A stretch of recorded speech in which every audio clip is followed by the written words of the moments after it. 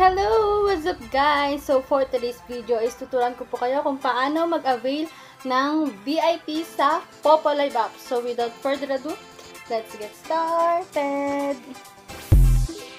So first things first, punta po tayo dito sa Popo Live app.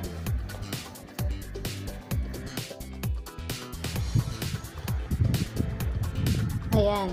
As you can see guys, may makikita kayo ditong mga sobrang daming artista or vlogger na nagpo-popo na rin guys. Katulad nito ni Alma and Nadine Samonte and marami pa pong iba. And guys, pinutin natin yung person icon. Then makikita natin dun dapat yung coins and then points. After that guys, ayan kung makikita nyo, 113,000 coins ang aking coins. So, ang gagawin natin is mag-avail nga po tayo ng VIP, normal VIP. So, ang gagawin natin is, makikita nyo tong VIP. Yan, view privilege. Ipindot lang po natin yan guys. Or itap lang po natin yan.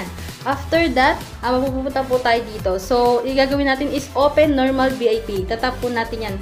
95,000 coins po yan. So, i-confirm lang po natin. And then, wala. Ayan na po. Naka-normal VIP na po tayo. And then, may marireceive po tayo every day, within 30 days every day yan, but within 30 days, may makuha tayong 3,500. So, as Popo said, yung normal VIP is sa loob ng 30 days is may makukuha tayong 105,000 na coins. So, ano nga ba yung mga tawag dito, mga benefits sa normal VIP? So, first is, yan, meron po tayong live float tag. Yan, pwede po tayong kung ano gusto nyo mga sabihin. Yan, may platform speaker, mayroon din, ayan, mga ranking, forward, mga ganyan. Pero guys, yung mga ganito kasi is, tawag dito, mga, grabe na yung VIP, mga super VIP na, yung mga red VIP na. So, di na natin carry yun guys. So, mga limit lang kasi si 95,000 which is normal VIP. Limit lang. So, ano nga ba guys ang mga benefit kay VIP? So, ito guys, take 2 na to take 2 ko na video kasi hindi na ako nakapag-screen record noon. So, kung makikita nyo is iba na talaga ang points ko tsaka sa coins ko. So, ayan. Nagawin lang po natin, pupunta tayo sa ating mga friends. And then, punta po tayo sa party. Katulad yan, punta po tayo kay Sir Kinoa. So, ang gagawin po natin dito is, yung natitira nating coins, itatabi po natin sa diamond. So, ipapakita ko po sa inyo kung ilan po ba talaga ang nakukuha natin sa fireworks. Ayan. So, gawin natin is upo muna tayo kasi syempre habang nagsasalo tayo, pwede na tayo mag-CS. So, ito na guys, may lumabas na fireworks. Pag may lumabas na po ng fireworks, bababa po tayo doon. Pipinutin po natin yung get your coins and then maghihintay po tayo dito. Ang ginagawa ko dito guys is, di ba everyday tayo may nakukuha ang baul. Ang ginagawa ko po is hindi po ako, hindi ko po kinuha yung baul.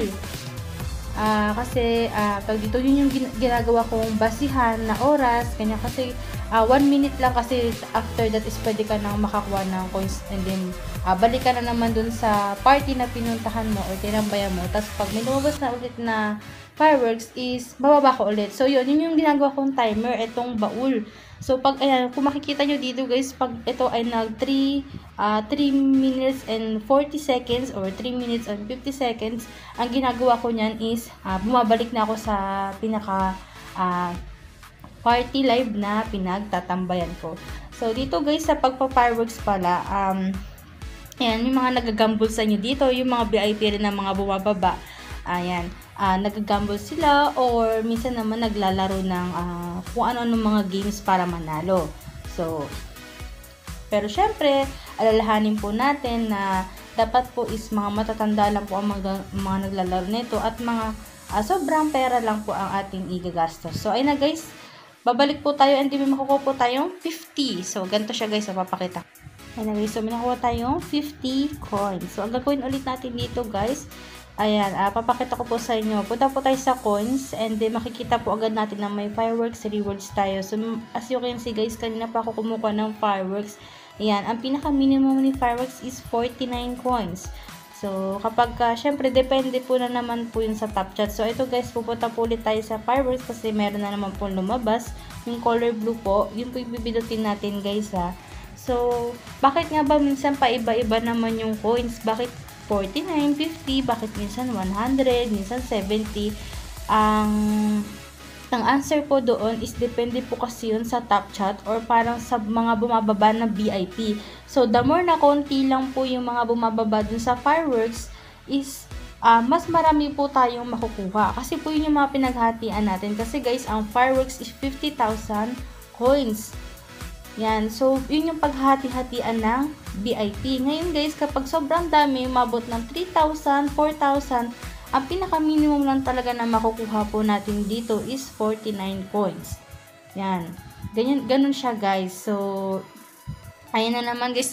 Titignan nyo po yung baul ko Wait na po. I-zoom ko.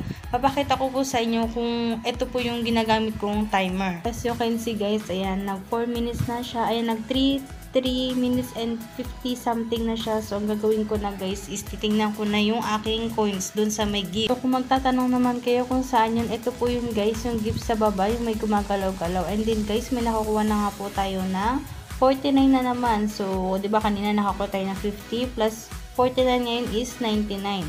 Ayan guys, di ba? Fireworks reward. So, ang gagawin naman ulit natin is pupunta na naman tayo sa ating friends or yung dun sa panel na pinagtatambayan natin. Guys, may tips na ako or payo po sa mga VIP. Yung sa mga pinagtatambayan po natin, pag nakikita po natin na naghahagis yun, huwag naman po tayo umupo. Kasi syempre mawawala yung ganda ng laro. Tapos bababa na naman po tayo pag nakita ng fireworks. So, yun ang guys, yun na yung payo ko kasi kawawa naman yung naghahagis taas baba yung coins niya.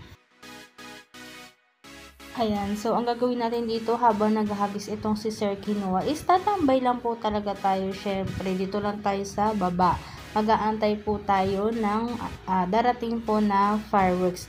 By the way guys, the more na maraming nagagamble dun sa pinaka-panel, ito na kasi ngayon yung parang update ni Popoy. Pag the more na maraming naghahagis or naglalaro, doon po maraming lumalabas na fireworks. So, ayan, tulad nga guys, so, kakasabi ko lang, edi mayroon na naman lumabas. So, mag-GYC tayo. Ang GYC guys is get your coins. Yun yung ibig sabihin na get your coins ang ibig sabihin ng GYC.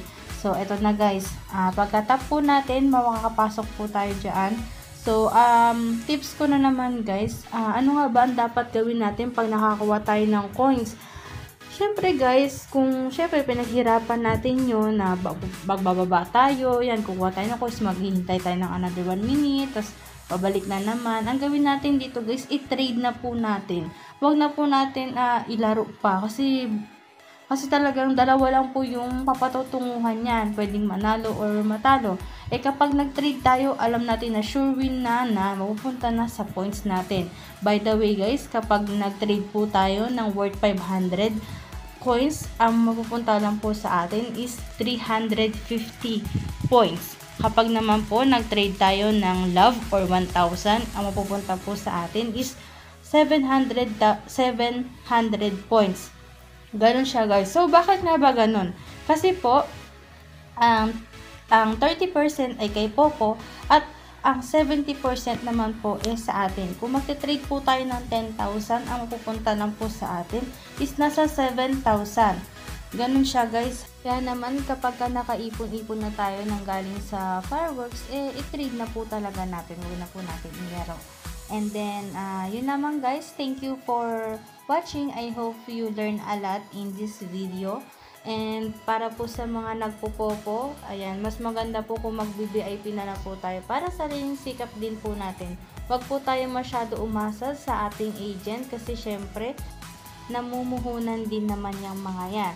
So, para naman po sa mga agent, sa mga gusto naman po mag-quit na sa mga host ninyo, mga members ninyo, mas maganda po kung pakawalan na po natin. Kasi syempre, may tinang buhay, kailangan din po natin mag-enjoy. And yun naman po guys. Thank you for watching. Bye!